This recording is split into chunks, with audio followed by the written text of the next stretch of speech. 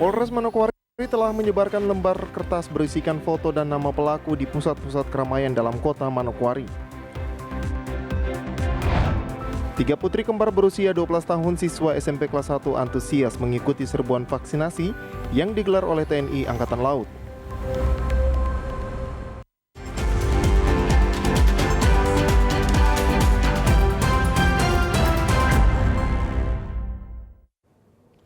Salam jumpa pemirsa, senang sekali saya Maria Talim Bekas dapat kembali menjumpai Anda dalam program Berita Papua Barat hari ini. Sejumlah informasi di Papua Barat akan kami hadirkan untuk Anda. Inilah berita selengkapnya. Pemirsa, memperkecil ruang gerak para pelaku penyerangan Pos Ramil Kisor Maibrat yang mengakibatkan 4 orang anggota TNI gugur, Polres Manokwari telah menyebarkan lembar kertas berisikan foto dan nama pelaku di pusat-pusat keramaian dalam kota Manokwari. Penyebaran foto dan nama DPO para pelaku penyerangan Pos Ramil Kisor yang terjadi tanggal 2 September 2021 lalu di Kabupaten Maibrat dilakukan dengan cara menempelkan selebaran di tempat-tempat umum.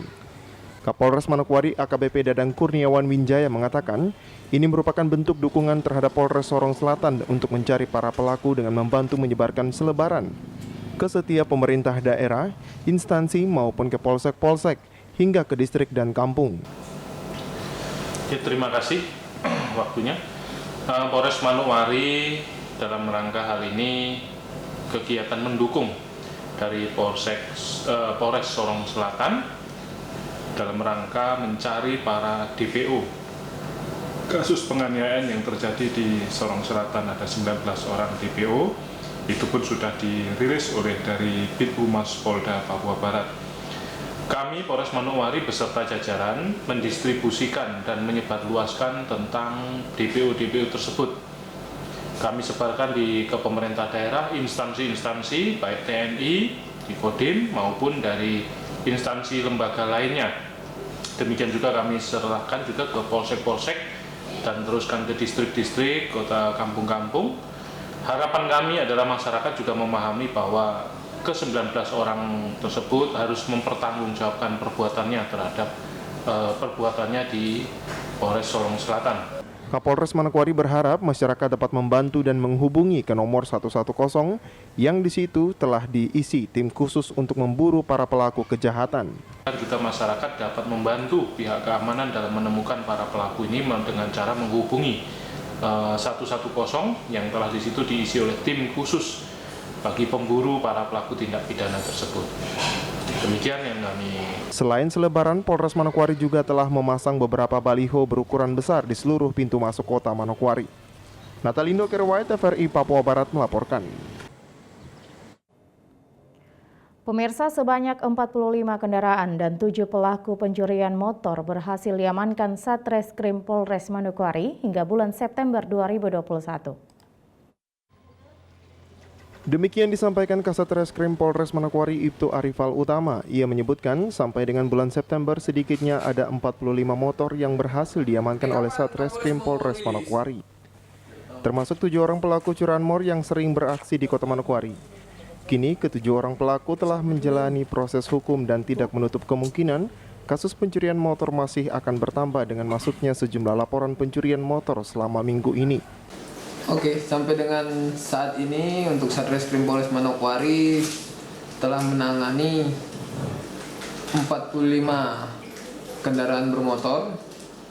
Ya, ini salah satunya itu ya pencurian kendaraan bermotor yang terjadi di wilayah hukum Polres Manokwari dengan tersangka ada 7 orang. Ya, 7 sampai dengan saat ini. Ya, semuanya yang telah ditangani dari Satreskrim Polres Manokwari itu ada 7 dan itu sudah diamankan di Rutan Polres Manokwari. Rutan Polres Manokwari ya. Dan sementara yang masih sudah ada berjalan proses hukumnya. Ada proses hukumnya ya. Baik, Komandan. Tapi yang sisanya masih ada lagi, Komandan. Untuk pelaku-pelaku yang belum di... Karena ini kita lihat kan ini ada kemarin ada laporan lagi, tidak menutup kemungkinan bakalan ada lagi pelaku-pelaku yang lainnya. Arifal menghimbau kepada seluruh masyarakat di Manokwari agar selalu waspada dalam memarkirkan kendaraan bermotor dengan mengecek kembali kunci dan jangan lupa untuk selalu memasang kunci ganda agar tidak terjadi hal-hal yang diinginkan sehingga mengurangi korban dari pencurian kendaraan bermotor yang sering beraksi di Manokwari. Saya menghimbau kepada seluruh masyarakat khususnya di wilayah Manokwari agar selalu waspada.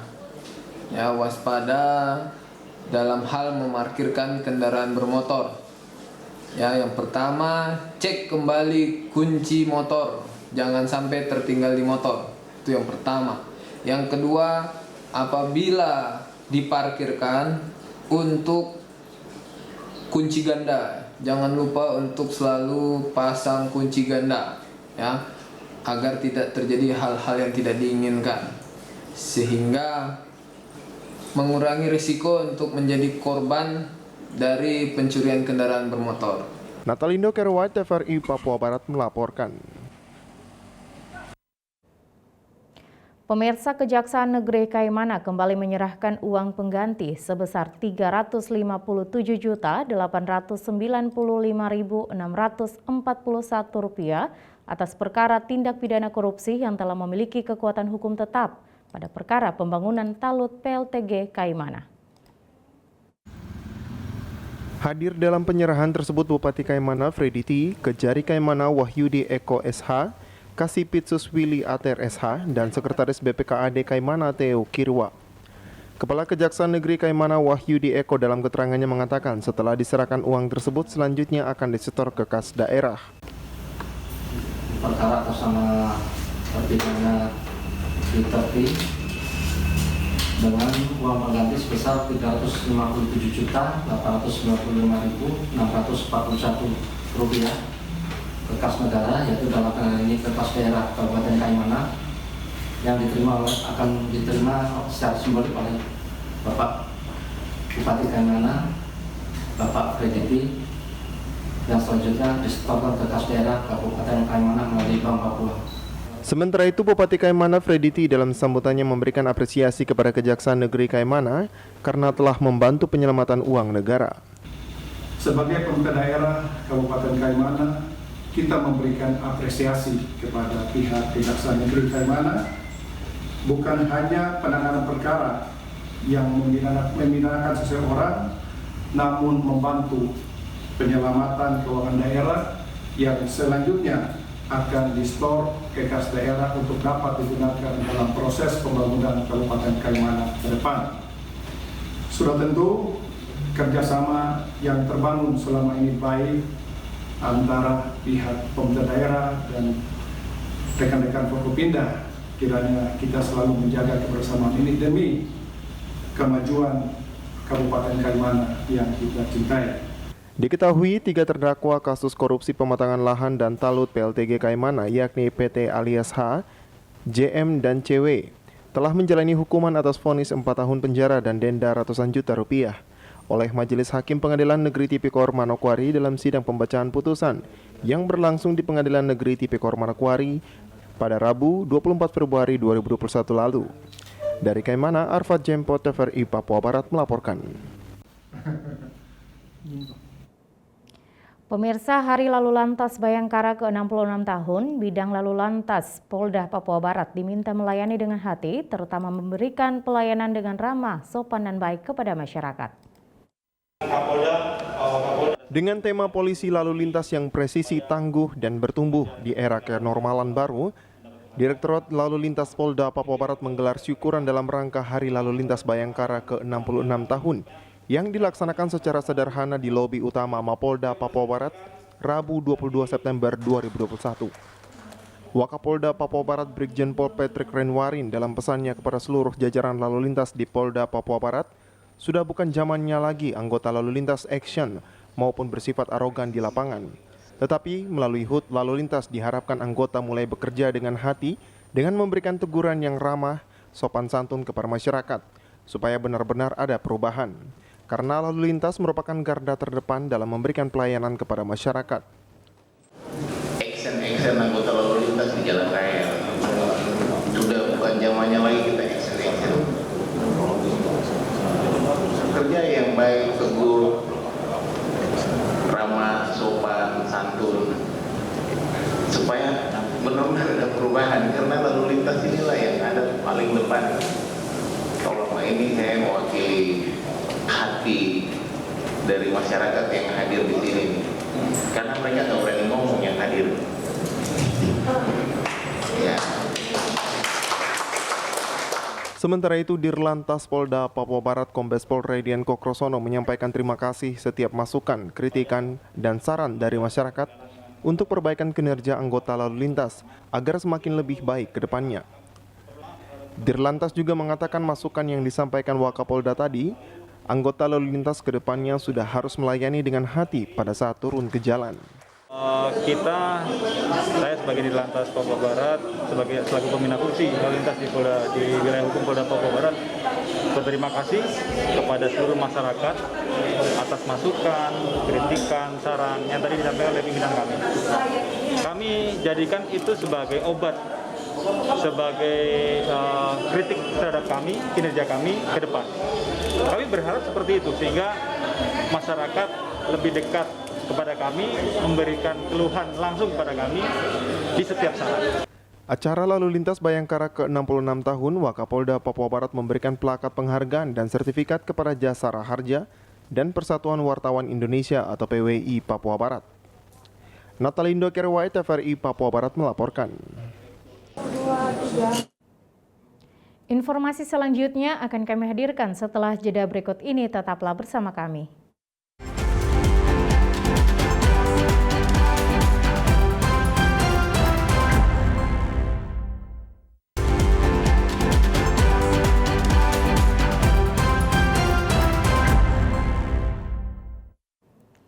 Terima kasih Anda masih bersama kami. Pemirsa, 3 putri kembar berusia 12 tahun, siswa SMP kelas 1 antusias mengikuti serbuan vaksinasi yang digelar oleh TNI Angkatan Laut di Pelabuhan Sorong pada Rabu pagi 22 September 2021.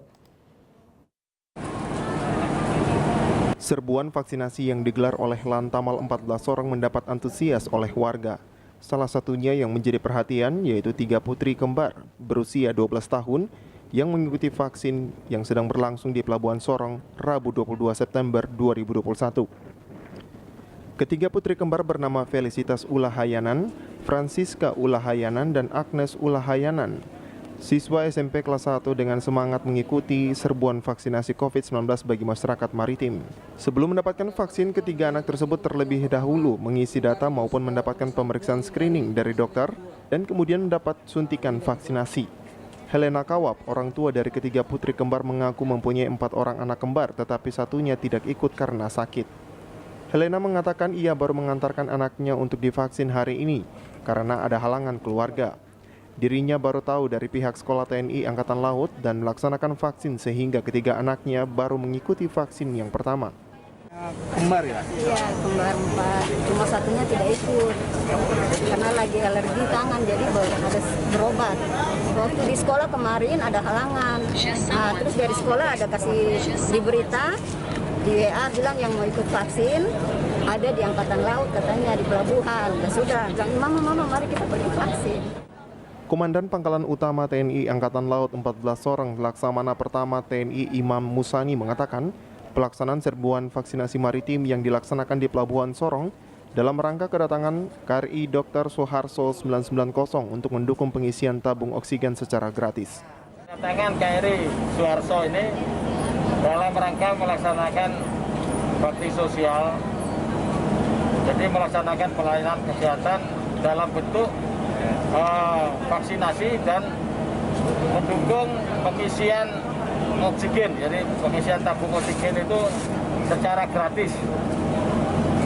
Ataupun kegiatan yang lain dari KRI Soeharto sebelum di Sorong ini, dia berada di Jayapura selama 1 minggu. Di sana juga melaksanakan kegiatan yang sama, yaitu vaksinasi dan pengisian tabung oksigen.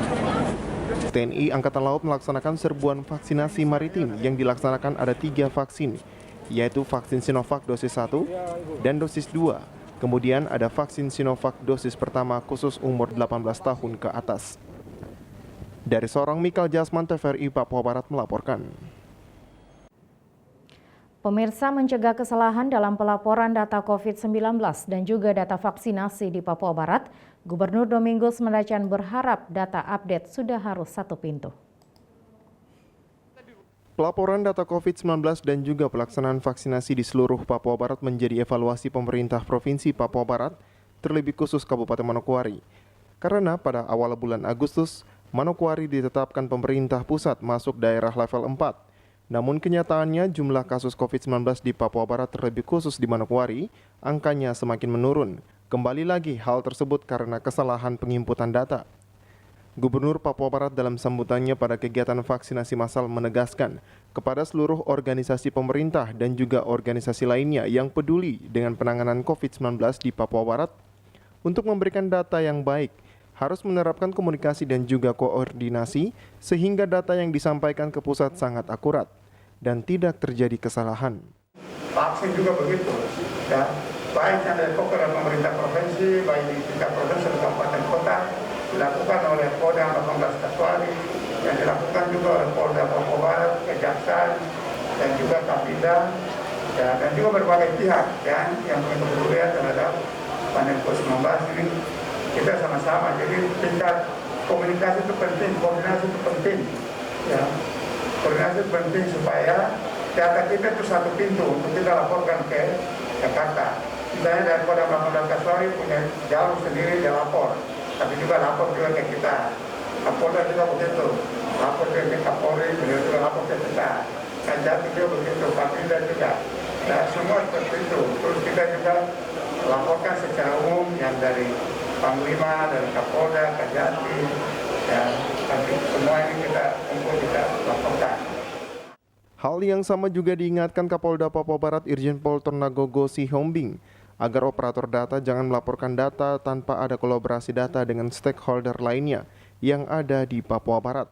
Baik, yang tidak proporsional, yang salah akan membuat kebijakan pun salah. Ya, kebijakan salah. Jangan sampai seperti Manokwari itu sudah level 4 dan saya harapkan hari ini sudah diputuskan untuk supaya dia turun. Karena memang secara data dia menurun sebenarnya. Secara data dia menurun, tapi kenapa kok masih level 4 gitu? Nah, ini persoalan data. Jadi saya minta operator itu jangan sekali-sekali melaporkan tanpa ada kolaborasi dengan stakeholder terkait untuk melaporkan itu. Dengan adanya sinergitas yang baik, program pemerintah untuk menekan penyebaran COVID-19 di Papua Barat dapat terlaksana dengan baik. Jimmy Tabisu, TVRI Papua Barat melaporkan. Pemirsa, pemerintah melalui Kementerian Komunikasi dan Informatika menyampaikan semua merek vaksin yang ada di Indonesia aman dan efektif melawan COVID-19, sehingga warga tidak perlu ragu untuk mengikuti program vaksinasi. Semua vaksin COVID-19 yang ada di Indonesia efektif melawan berbagai varian virus SARS-CoV-2, termasuk ampuh melawan varian Delta. Hal ini menunjukkan jika vaksin tersebut aman dan berkhasiat. Lalu apa saja merek vaksin COVID-19 yang telah ada di Indonesia, khususnya Papua Barat? Simak dalam info berikut ini.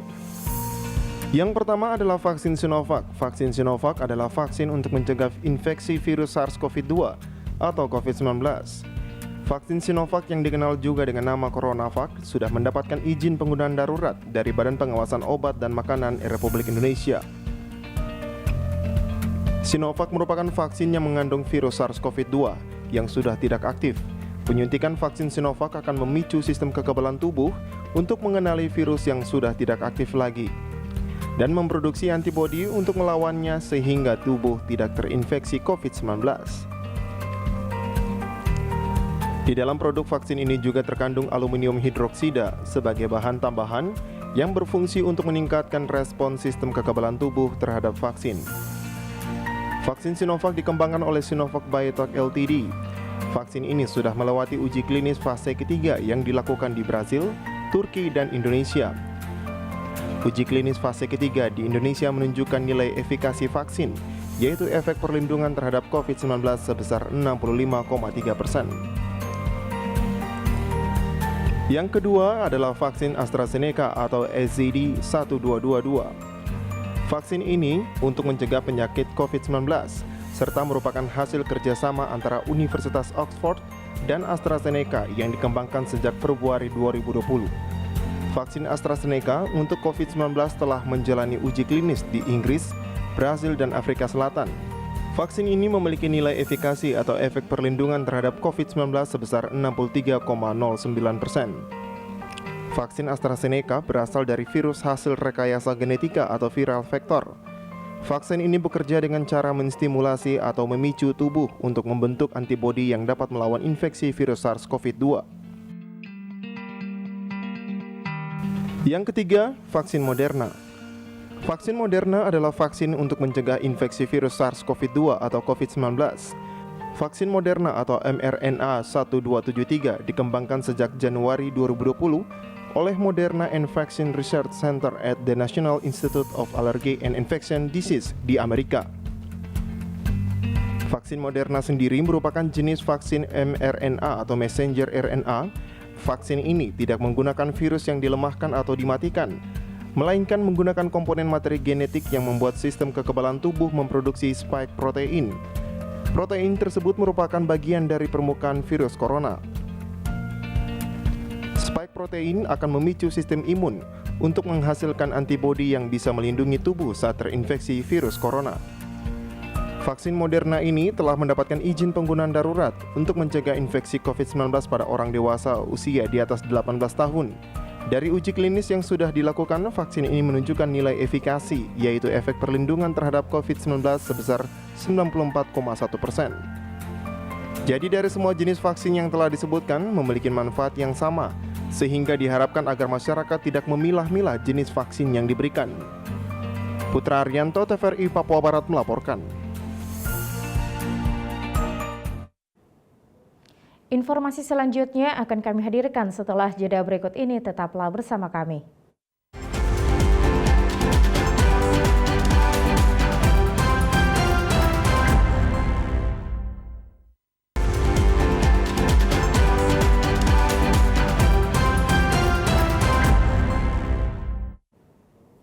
Terima kasih Anda masih bersama kami. Pemirsa, Gubernur Papua Barat Domingos Mandacan mengingatkan agar integrasi menyeluruh rencana pembangunan dapat berjalan dengan baik, sehingga pembangunan di Papua Barat dapat terrealisasi bersamaan dengan berjalannya sistem pemerintahan yang ada. Hal ini dikatakan oleh Gubernur Papua Barat dalam sambutannya yang dibacakan oleh Asisten 3 Setda Papua Barat, Raymond Yap, saat membuka rapat koordinasi teknis tata kelola analisis capaian kinerja pembangunan Biro Administrasi Pembangunan Pemprov Papua Barat di salah satu hotel di Manokwari. Gubernur Papua Barat menegaskan untuk mengevaluasi kinerja pembangunan apakah sudah berjalan sesuai rencana dan apakah sudah optimal pada pembangunan daerah atau belum.